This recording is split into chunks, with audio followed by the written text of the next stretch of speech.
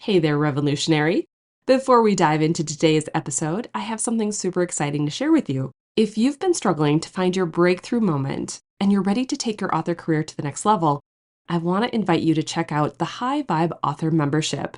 It's my new membership packed with transformative courses, powerful meditations and hypnoses, and a supportive community that's here to help you manifest the abundant author life you've always dreamed of. Head over to authorrevolution.org/high vibe to learn more and start your journey to success today.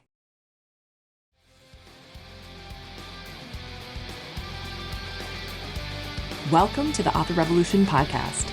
I'm Carissa Andrews, author and your host, here to help indie authors like you master mindset, harness manifestation, and embrace cutting-edge innovation to elevate your career. Let's dive in. Well, hey there, guys. Welcome back to the Author Revolution podcast. Okay, I'll admit it. Today's episode is about Taylor Swift. But before you roll your eyes and think I'm about to break into all too well, 10-minute version, obviously, stick with me. This is actually about your author career and how you can sell more books without churning out a brand new novel every other month or every month. For nearly a decade now, certain corners of the indie publishing world have been pushing the rapid release mantra. Publish fast, publish often, never stop producing. Basically, if you stop to breathe, you're already behind. And you know that that's not where I stand. That's not my go-to mantra, right? So here's the thing. That advice has left a lot of authors running on fumes, myself included. Perhaps you are one of them as well, right? And it convinced so many of us that the only way to make money is to write faster. Meanwhile, our backlist, the books that we've already poured our hearts and souls into, are sitting quietly in the corner like the kid who didn't get picked for dodgeball. And that's where Taylor Swift comes in. So no, she's not secretly publishing cozy mysteries under a pen name, although tell me you wouldn't read those, because I totally would. But she's a master at keeping all of her work alive and relevant year after year. And she does it in a way that makes fans lose their minds in the best way possible. So today we're going to unpack what Taylor's doing, why it works, and how you can use the same principles to breathe new life into your own books without burning out, okay? The how? Well, that's what my August masterclass is for. Let's start by talking about the real problem with how we treat our backlist in indie publishing and why it's time to change that. Now, you know the indie author advice that sounds like it came from the 90s motivational poster, the just keep publishing, or my personal favorite, you're only as good as your last release. Ugh. It's been circulating for almost a decade now in certain Facebook groups, and honestly, I'm not a fan of Facebook anymore either, but it's exhausting just to think about it, right? Somewhere along the line, the convention turned into this. If you're not cranking out a new book every 30, 60, or 90 days, you might as well pack up your Scrivener files and just go home. But here's the truth. This constant push to always be creating new stuff ignores the goldmine sitting in your back pocket, which is your backlist. That book you published 3 years ago, it still has value. The series you wrapped up before your current work in progress, still valuable. In fact, every book you've ever released is a tiny salesperson, except most of us have left ours in the break room with no coffee and no instructions. I see it all the time. Authors move on from a launch so fast, it's like they broke up with their book. And honestly, I gotta say, I've been there. I've done the same thing, right? There's no more promo, no fresh marketing ideas, no reasons for readers to rediscover it. And because we're so focused on the next shiny project, we forget that books aren't milk. They don't have an expiration date. So this is where Taylor Swift has the indie world beat by a mile. She understands that her backlist, every album, every song, is a part of an interconnected web that keeps fans engaged forever. And she doesn't just let it sit there gathering digital dust either. She actively breathes new life into it. So let's take a look at what Taylor's been up to lately, because her latest moves prove she's not just creating in the moment, she's weaving everything together into one big, irresistible universe. So, if you have been anywhere near the internet lately, you know that Taylor made her podcasting debut on the New Heights podcast with Travis Kelce. Yes, that Travis Kelce, where she casually announced her 12th studio album, The Life of a Showgirl. And what's crazy about it is that she actually wrote, produced, and sung, directed, did all the work for this thing while she was in the European leg of the Eras tour. So she was flying between concert dates. All the while, she was also promoting and adding in the Tortured Poets department and continuing to re record previous albums because she didn't yet own her masters. So, is this savage productivity or strategic synergy? I mean, I lean into mastermind because she makes it look effortless. Here's the thing, though. When we think back to all of her works and all the ways that she's been reviving her music, every Taylor's Version re recording brought older songs back into the chart mix and into fans' hearts again. And that catalog was rejuvenated with intent. Like, think about it. Like, let's remember when she took All Too Well, which was originally released in 2012, and turned it into a 10-minute version in 2021. And it was a whole cultural moment because her fans were asking her to resurrect this long song that she just flippantly said it was actually a 10-minute song that she cut down. And it's literally like resurrecting your backlist character and having people still cry about it a decade later because this song, this story, this entire experience was able to be brought to life, right? And when you think about her not going through all of the shit that she's gone through, all of the ups and downs and trials and tribulations, she wouldn't have had the Eras tour. She wouldn't have had the re-recordings. If she didn't do the re-recordings, she wouldn't have had the 10-minute version. She wouldn't have all these extra versions of her songs. And on that podcast episode, she talked about how a lot of the re-recordings are actually better than the originals. And it's just wild to think that she, at any given moment, can create and recreate and reweave things together so that the relevancy that maybe people didn't get the first time around is now a part of the Taylordom version, right? Now, at a glance, though, it might look like rapid releasing mania. But here's the genius part. She's interconnecting everything, and she has been for a very, very long time. Now, this podcast debut, the new album, the re-recordings, the tour, they all feed into one another. It's an ecosystem level promotion. I mean, when you even think about it, like Easter egg wise, now this is me revealing my true dorkdom when it comes to Taylor Swift.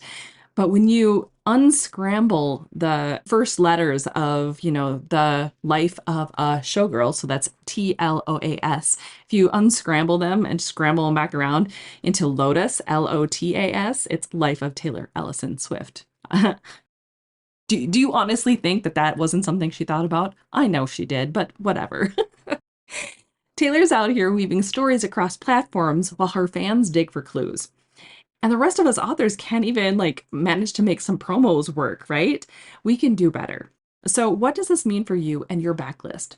Well, pretty much everything, because if Taylor can bring new life into an almost 13-year-old song, well, your books deserve the same play. Now, here's the part where I bring it back to you, indie author. You don't have a stadium tour, perhaps, right? Or a boyfriend with a Super Bowl trophy and a hit podcast with his brother or a team of Swifties even dissecting your every move, but you do have something just as valuable, and that is your backlist. The difference is most of us treat this backlist like leftovers in the back of our fridge.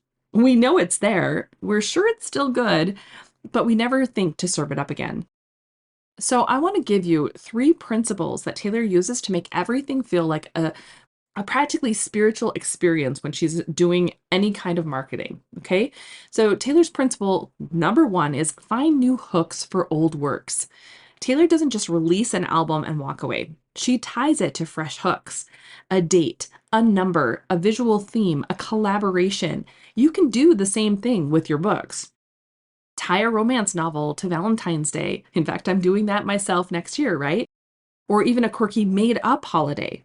Reframe a mystery around trending tropes or true crime buzz that's happening within the industry. Relaunch a fantasy novel during a cultural moment that fits its vibe. There's so many different ways to be able to take a look at your old works, your old books, and bring new life into it. And like this is just scratching the surface, right? Okay, Taylor's principle number 2 is make every release feed the whole catalog. When Taylor drops something brand new, she makes sure it shines light on her past work.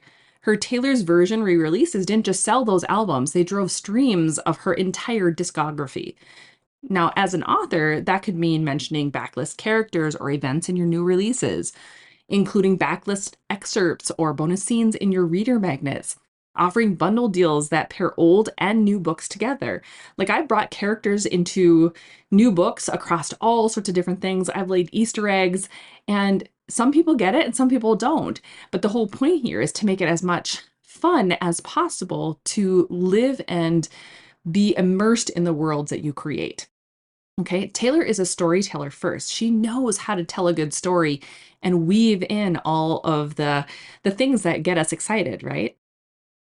Principle number 3 is play the long game. Taylor is not on a frantic rapid release schedule. Really, honestly, even though it looks like she might be, she's actually running a cohesive, interconnected marketing plan. And here's where most indie authors burn out. We try to treat each launch as an isolated sprint instead of part of a marathon. Your backlist should be a part of every single marketing cycle you run, not just when the book is shiny and brand new, but always.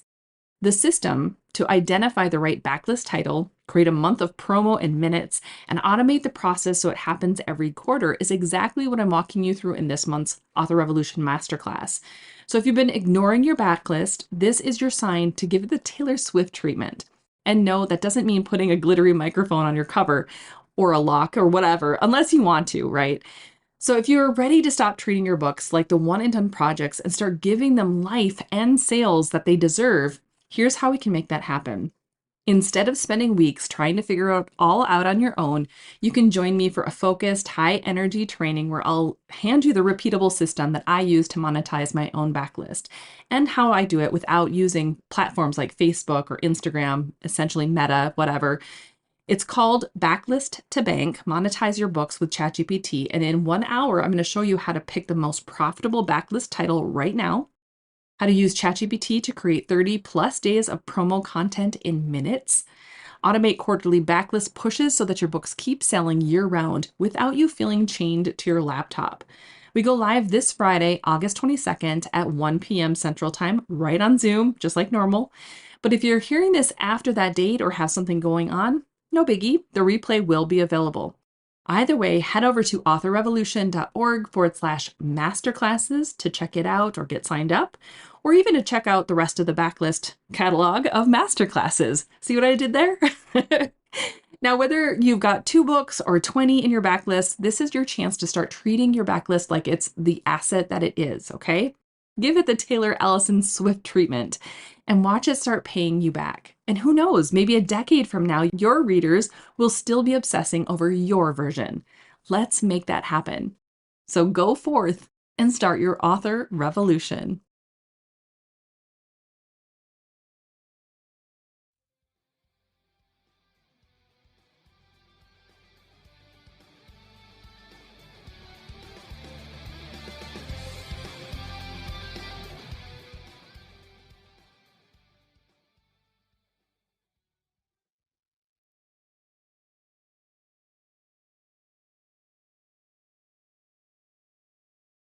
Indie publishing isn't a one-size-fits-all, especially for neurodivergent authors. Traditional advice tells you to write every day, stick to rigid marketing plans, and follow the same formula. But what if your brain doesn't work like that? That's where Author Revolution on Substack comes in. This is where I show up, delivering real, unfiltered insights on how to thrive as an indie author with a neurodivergent brain, because discipline and structure aren't always the answer. Manifestation for authors. Yes, you can align your energy to make writing, publishing, and success easier. Deep dives into Author Revolution podcast episodes with extended thoughts, bonus content, and behind the scenes strategies. Also, my neurodivergent book worlds, from neurospicy rom-coms to urban and paranormal fantasy, because my creativity is as non-linear as my brain. And if you're ready to go even deeper, you'll get access to my private podcast, Manifest Differently, The Deep End, where I break down how to actually use manifestation as a neurodivergent thinker. So if you're a writer, creative, or just someone who refuses to fit into the standard publishing mold, this is for you. Follow me now for exclusive content over at authorrevolution.org/Substack.